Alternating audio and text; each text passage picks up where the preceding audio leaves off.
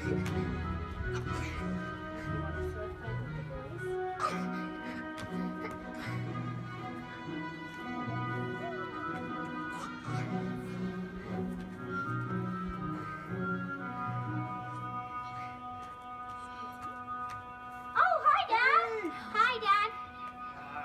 are you? Look, Daddy's home. Oh, that's no way to greet your dad. Hi, Dad. We just learned that Patrick Henry wanted to die What? rather than give up his liberty. We read it in this book. Fascinating. In this book, actually. I was gonna say that looks a little bit off. American Hero Stories.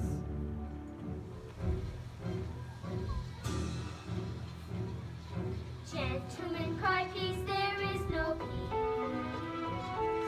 Why stand we here idle while the battle rages on? Is life so dear, or peace so sweet, to be purchased at the price of slavery?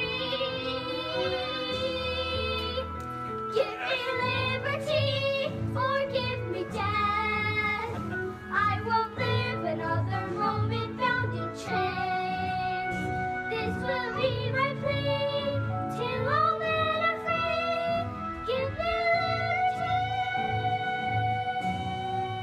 or give me death. So dramatic. Amazingly so.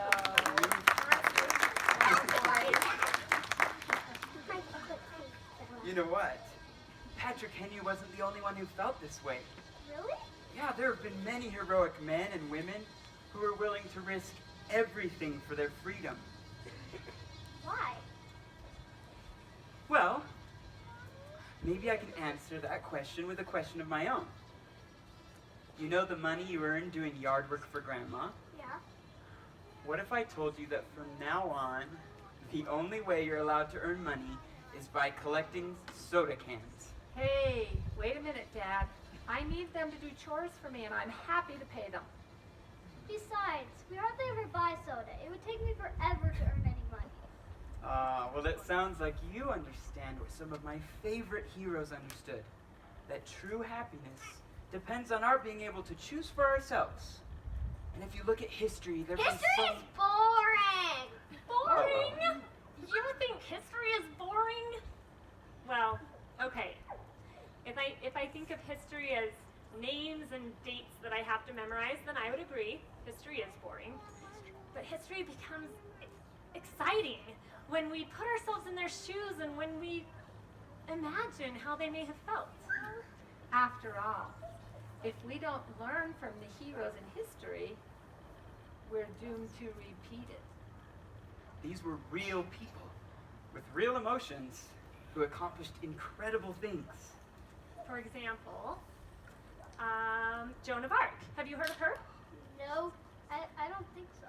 Joan of Arc was called by God when she was only a teenager to free her country of France from England. This was at a time when women weren't even allowed in the military, and she was being asked to lead the entire French army. And guess what? They fought with swords. Oh, hey, I have an idea. Why don't we act it out? You guys grab your swords and come over here. I will be Joan. Let's move What these about things Grandma? out of our way. He will kill you. Now, let's see. Where was I? Oh, yes. Joan led her country to great victories, and she inspired others to action. She faced every obstacle with great faith, and yet I imagine that she, just like me, did not always feel courageous.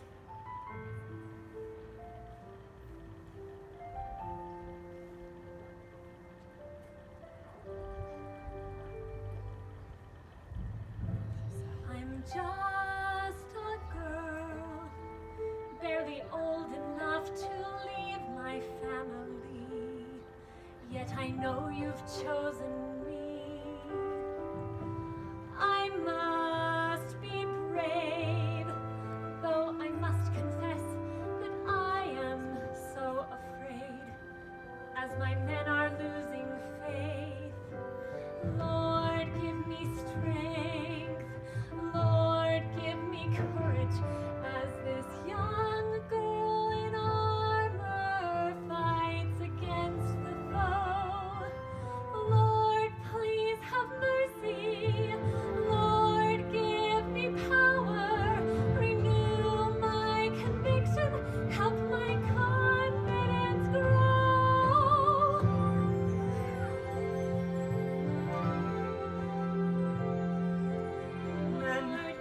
I'm tired and discouraged, wondering what we're fighting for.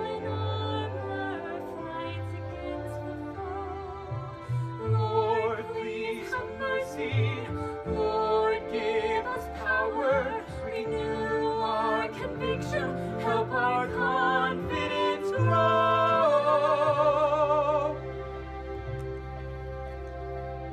Then take courage. God is with us as we fight this bloody war. Fight this bloody war. See our banner wave before us, showing what we're fighting for. What we're fighting for. For our homes, For our families, for our God and liberty. lead us onward to battle. All our faith we place in thee. While my quest was formidable, time and again, I felt God's hand sustaining me as I faithfully obeyed Him. In one instance, God revealed to me that I would recover from a severe injury. Sure enough, I was injured in the throat by a crossbow wound. This should have been fatal, yet I was miraculously preserved to lead my troops again. And now into battle we triumphantly go. On to victory! Huzzah! Oh, wait. I think that's what the British said. Close enough.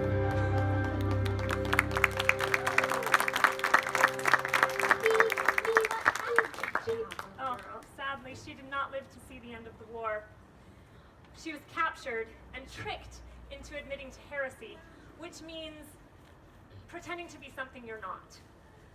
That false confession is what allowed them to feel justified in sentencing her to death by fire. But another thing that I love about Joan is that she never wavered in her testimony. Come We're in. here, come in! Oh, my word, guys. So Hey, guys. sorry we're late. See ya. No. Hey, there you have it. Oh. What have you been up to? Yes, Hey, you just went along telling us about Joan of Arc. Joan of Arc? She was shot in the neck by an arrow and burned to death by fire. That's crazy. Well, William Tyndale was also burned at the stake Why? for publishing the Bible in a language the common person could understand. Isn't that a good thing? Not for the leaders at the time. You see, everyone in England was forced into the same religion. And while they attended church, because they couldn't read the Bible themselves, they were simply told what it said. But the leaders weren't being completely honest about what was in the Bible. So when William Tyndale made it possible for the people to read the scriptures themselves, they quickly noticed how they'd been misled. Tyndale's work threatened the power of those in control.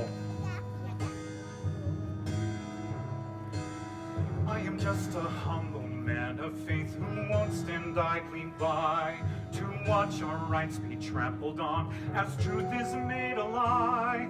Are your hearts so cold you can't ignore our message ringing out? Can you hear the people shout? Can you hear us shout? Just imagine how noble ones who fought to make us free are rolling in their graves right now at this atrocity. Are your eyes so blind you cannot see? Injustice has been done when it's clear as noonday sun. Think of all the martyrs of the past, crying out for justice from the grave. When the judgment day has come at last, will you hear them say, you have fallen for the lie that silence is a neutral stance. Better throw away your muzzle and confess your ignorance. Will you stand with us or will you choose the path of apathy? Will you join our heartfelt plea? Join with all the martyrs of the past, crying out for justice from the grave. And the judgment day has come at last. Are you in our way? Can you hear us? Can you hear us? Can you hear us shout? Can you hear us? Can you hear us? Can you hear us shout?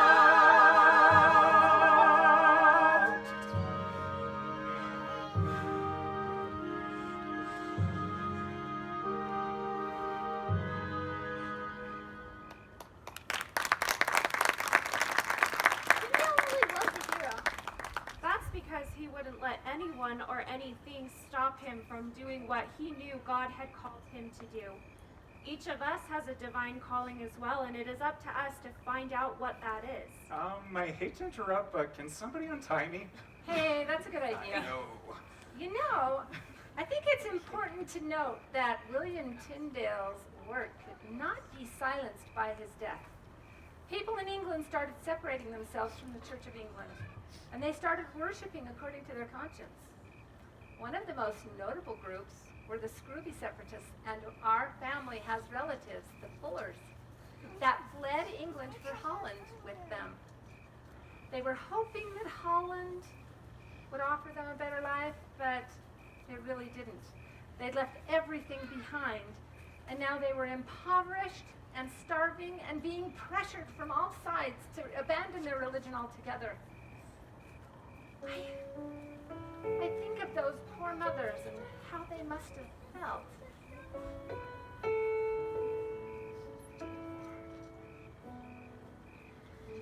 What must I give to have my freedom? What is the price that I must pay? All that I own, what must I lose? What will it take?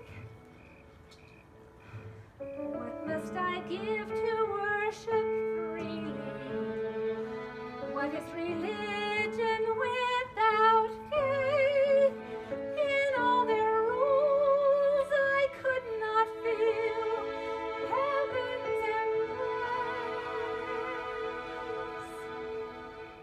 embrace. We sold everything we had for our escape, Hoping for a better life across the sea. now we're left with broken dreams of a brighter day, but dreams won't feed our children.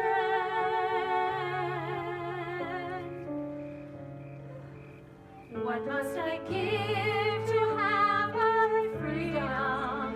What was the price we have to pay?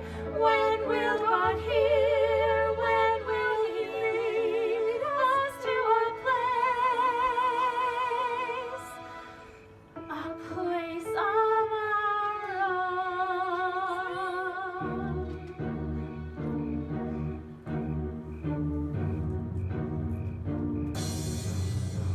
It's more like a nightmare than a dream, for we, the poor of Scrooby, have only but a scrap to eat. We work and we slave for the social elite. We have racks on our backs, forced to beg in the street. It's hard for us to understand. Please, God, take us by the hand and lead us to a place of our own. For their beliefs, Bibles were burned in Scrooby, but Holland offers no relief. For now we endure such moral decay. Our children are taunted and tempted to stray. It's hard for us to understand. Please, God, take us by the hand and lead us to a place where we can be free. Can you imagine it? Oh, it's going to be so glorious. A place of our own, far from tyranny's hand, blessed by God's holy grace. Is there such a land? We've got to get out. Please, God, help us flee a new land, a new world where we can be free. Like a nightmare than a dream. It's hard for us to understand. Please, God, take us by the hand. Lead us to a place.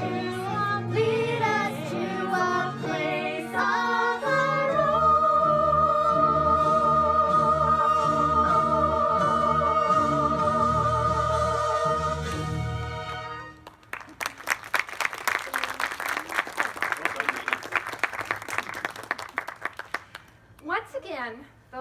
these separatists left everything behind.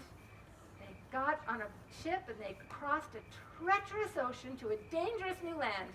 Does anyone know where they went? America. Yes, they came here. They trusted that just as God had led the Israelites out of ancient Egypt, that he would lead them to a land rich with milk and honey. Oh, I can almost smell the salty air and see the big ship waiting to carry them to the promised land.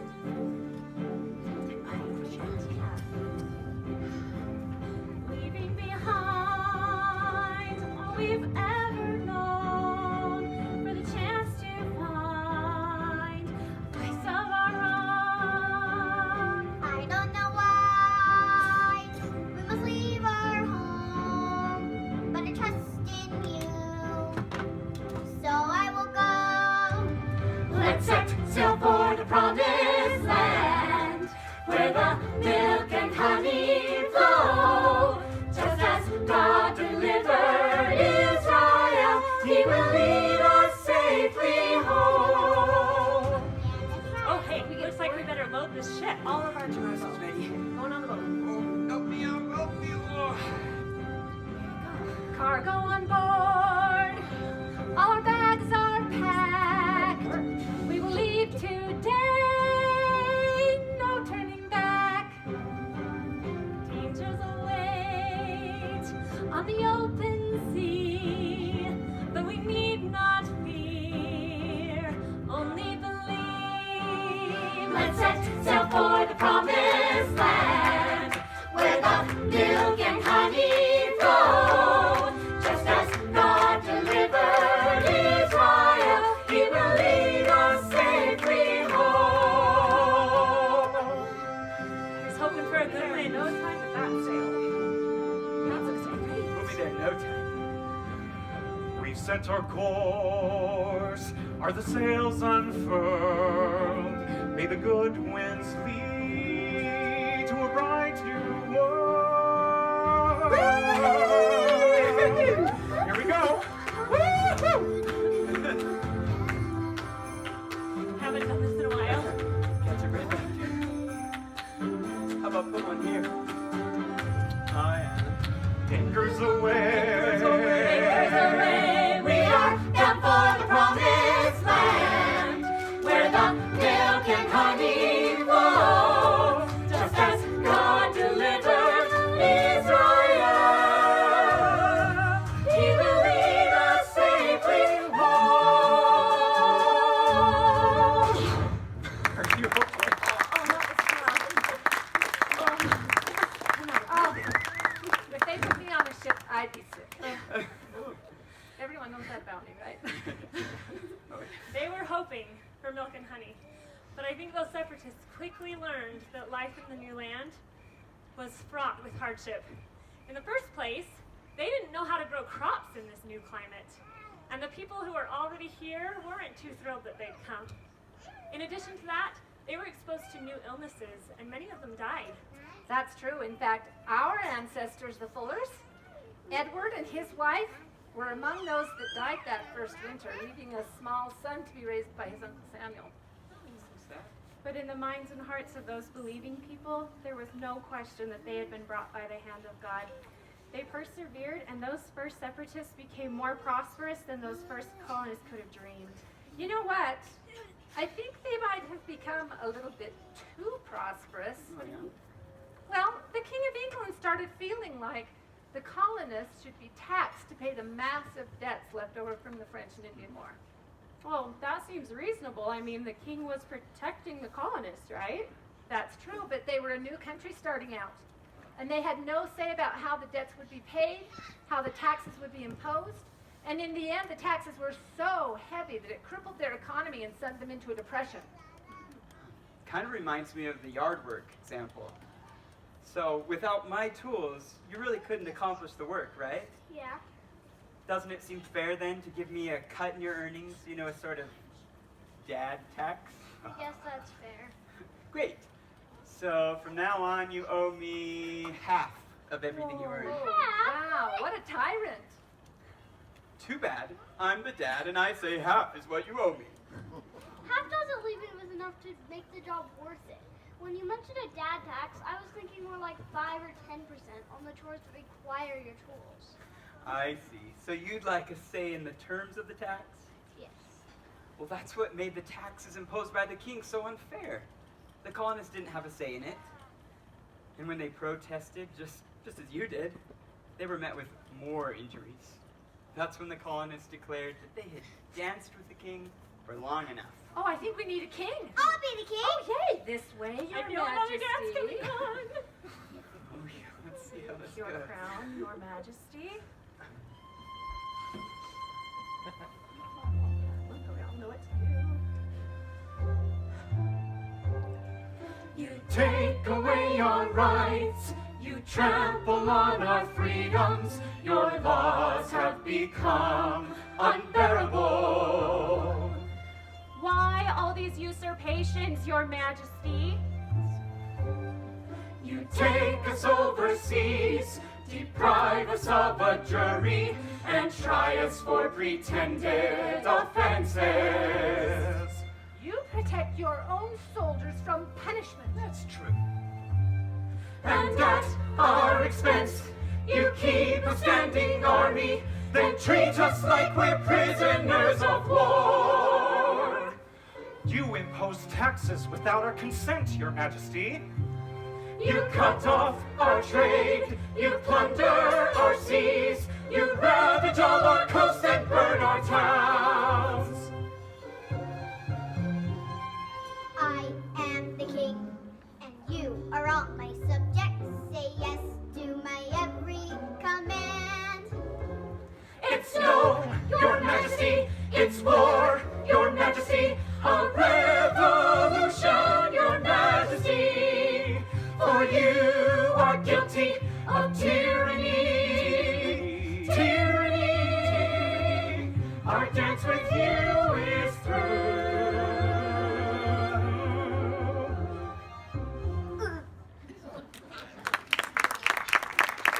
Those words came from the Declaration of Independence.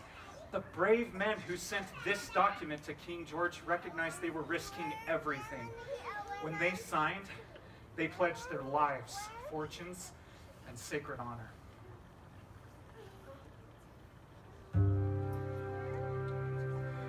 Signed by all your hopes in life, as husbands and as fathers, as men, with our names to the parchment. Signed by all your hopes in death, and even if the gibbet's ropes around your neck, sign and die without regret. Sign to maintain all you've got, your treasure and your blood may be the price to pay.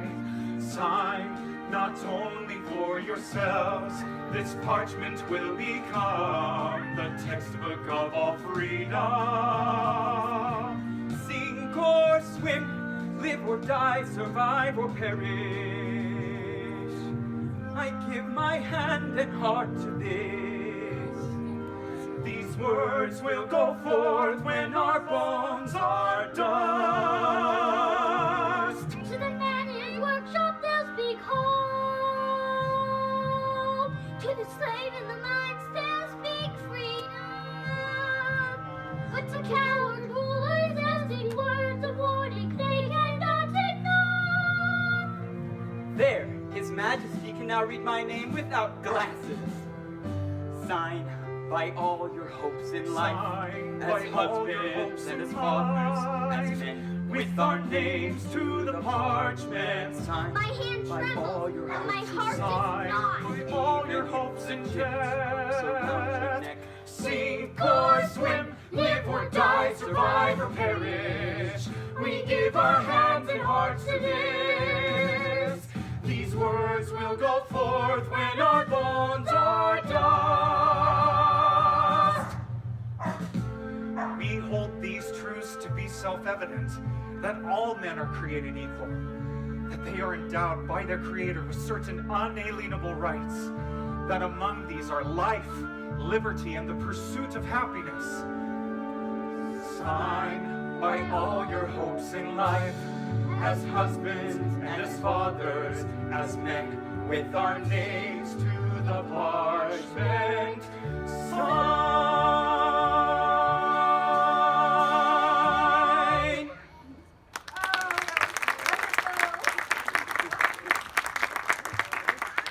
The signers were renowned and educated men of means. By the time the Revolutionary War came to a close, more than half of them had lost their lives or fortunes. Many of them died in rags, and some were even executed as traitors. I look to their example as I seek to do not that which is easy, but that which is right. I think it's important to remember that all of the people that we have talked about today were just that, people, just like you and me. And in hindsight, we see all the things they accomplished, but that doesn't mean that they were successful in everything they did. They had weaknesses and experienced failure.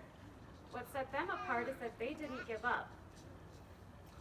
When I feel discouraged, I remember George Washington. I love George Washington. Good, me too. He was an inspiring leader who knew how to overcome failure.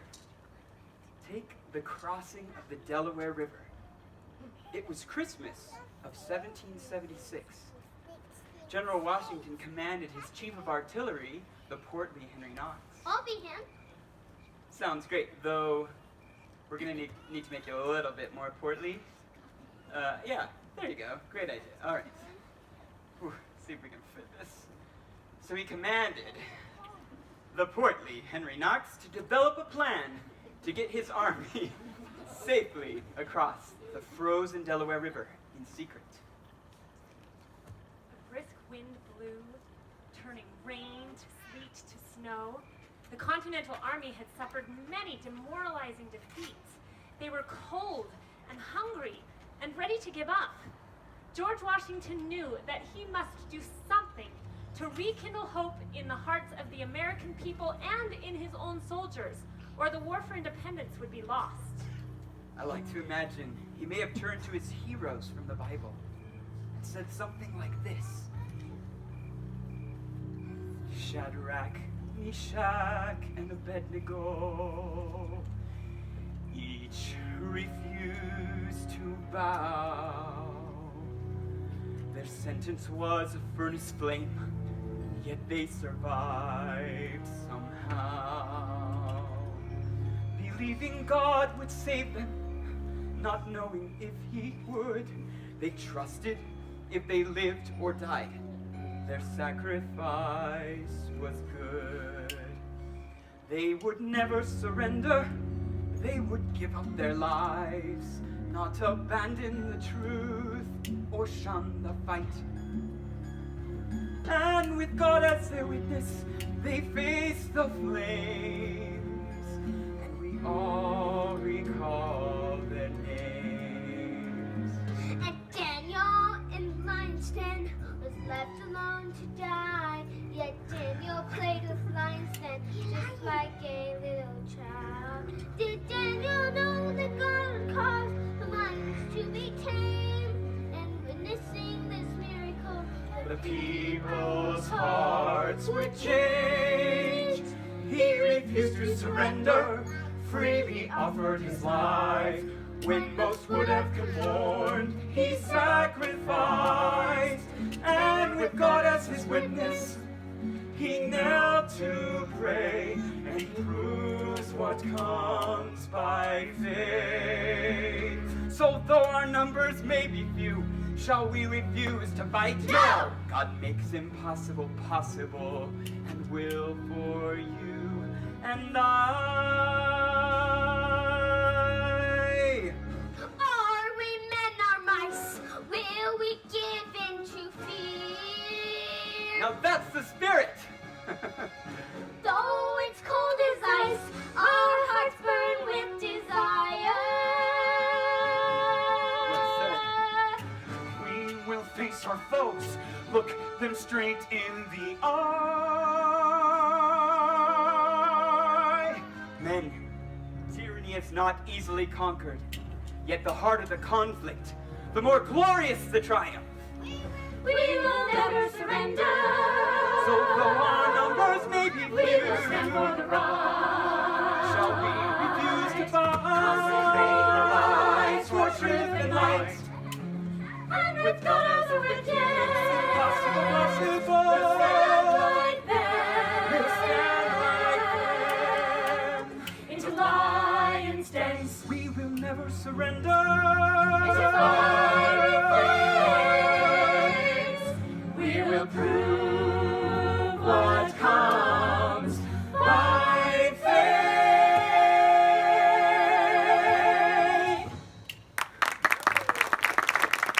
Oh, wow. That was so inspiring. Right.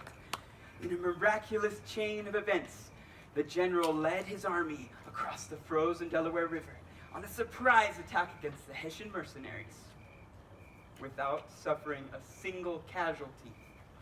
They took many prisoners, as well as acquired much-needed ammunition. It's an amazing story, right? Yeah. The battle at Trenton was just the boost in morale the American people needed to continue their war for independence. Many soldiers re-enlisted, and the French were encouraged to lend their support. Truly, God does make the impossible possible. With him, there is always hope. Speaking of hope against the odds, who remembers Benjamin Franklin? I do. He's the one who taught me never flying a kite in a thunderstorm. That is true. I'll be him. Okay. Benjamin Franklin was an amazing inventor and scientist and diplomat. In fact, he was instrumental in the signing of the United States Constitution and the Declaration of Independence. And it was at the Constitutional Convention that Benjamin Franklin often pondered the symbolism of the sun carved on the back of George Washington's chair. With so many differing viewpoints, he wondered, can the states ever be united? You know, we can all identify with that, can't we? In our small family, we have a hard time sometimes deciding where to go on vacation or even what to have for dinner. So how did I do it? These were moral and virtuous men. And though their opinions were varied, they were united in their devotion to God and to their purpose in creating a government that would secure the blessings of liberty for all people. That was enough to invoke God's divine aid. Is this a rising sun or a setting one? I've often wondered as I looked upon that chair, but now it's clear to me, after all we've done, that this moment is a rising sun. Is this the dawning of a new day, when all the shackles of our past are turned to dust? Or as a quickly fleeting vision, is this the sunset before the dusk? Truly, God has worked a miracle among us. Without him, such headstrong men could not agree. As the carver holds the answer to this question, God alone knows what our destiny will be.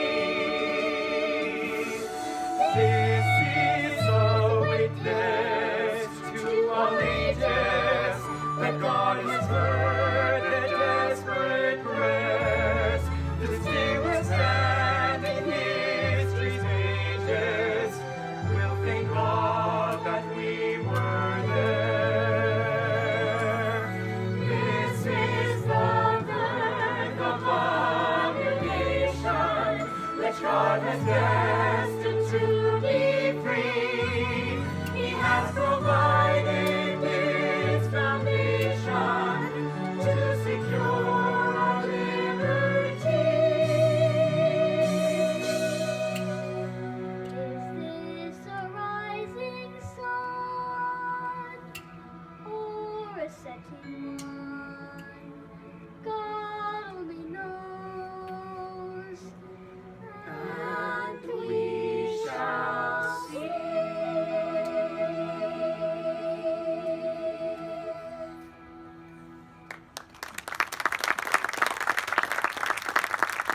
So, do you still think history is boring? No way! I want to be like Patrick Henry. Gentlemen cry peace, there is no peace. Why stand we here idle while the battle rages on? Is life so dear, or peace so sweet, to be purchased at the price of slavery? Give me liberty, or give me death. I won't live another moment bound in chains. This will be my plea till all men are free. Give me liberty. They tell us, sir, that we are weak and cannot beat this foe.